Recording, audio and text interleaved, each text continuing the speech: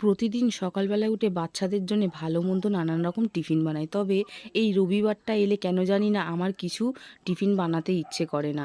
তো রবিবারটা যেমন তেমন যা খুশি খেয়ে কাটিয়ে দিই। কখনো ছাতু মুড়ি, কখনো চা বিস্কিট এটা সেটা খেয়ে কাটিয়ে দিই। কখনো ব্রেড।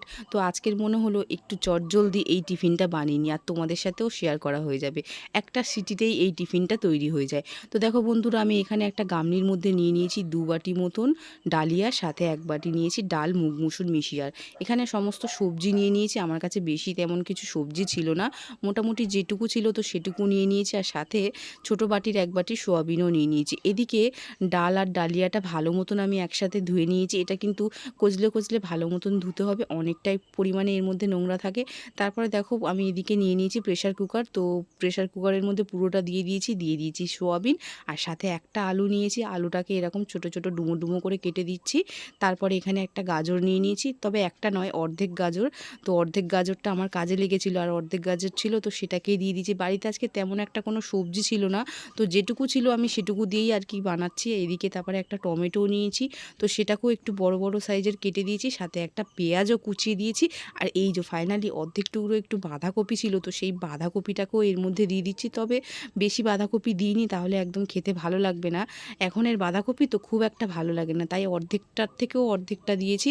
এবার দেখো স্বাদ মতো নুন দিয়ে দিয়েছি, সামান্য একটু হলুদ গুঁড়ো দিয়েছি আর সাথে কয়েকটা না গোটা জিরে দিয়ে দিয়েছি। আর এর মধ্যে দিয়েছি অল্প একটু ধনে জিরের গুঁড়ো। আর এখানে একটু কাঁচা লঙ্কা দিয়েছি আর সাথে অল্প একটু লঙ্কার গুঁড়োও দিয়েছি। ঝালটা একটু বেশি হলে ভালো লাগে। আর সাথে সামান্য একটু সর্ষের তেল দিয়েছি। দিয়ে এটাকে হাত দিয়ে মাখালে তো বেশ ভালো হয়, তবে হাত যেহেতু জ্বলবে আমার, তাই আমি হাত দিয়ে আর মাখালাম না, হাতা দিয়ে এইভাবে মাখিয়ে নিলাম। তো দেখো বন্ধুরা, কত সহজেই কিন্তু ডালিয়ার খিচুড়ি একদম শর্টকাটে একটা সিটি দিলেই কিন্তু ঝটপট তৈরি হয়ে যায়। এইভাবে বানিয়ে একবার খেয়ে দেখবেন, বেশ ভালো লাগে। তো এই যে দেখো, এবার আমি পরিমাণ মতন জল দিয়ে দিয়েছি।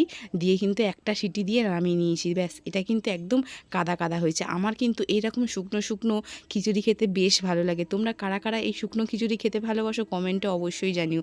খিচুড়ি হবে, তার সাথে ডিমের অমলেট হবে না, তা কি কখনো হয়? আর সাথে নিয়ে নিয়েছি একটু বড়া। তো এই যে এই সকালের টিফিনটা কিন্তু আজকে দারুণ হয়েছে। রবিবারের সকালের টিফিন আমরা কিন্তু এরকম করি না। তবে আজকের এই ডালিয়ার খিচুড়িটা দিয়ে কিন্তু বেশ মজা করে খেলাম। আর সাথে ডিমের অমলেট আর বড়া দিয়ে কিন্তু দারুণ লাগছিল। তো যাই হোক, খেতে খেতে বিদায় নিলাম। কেমন লাগলো রেসিপিটা অবশ্যই কিন্তু কমেন্টে জানিও।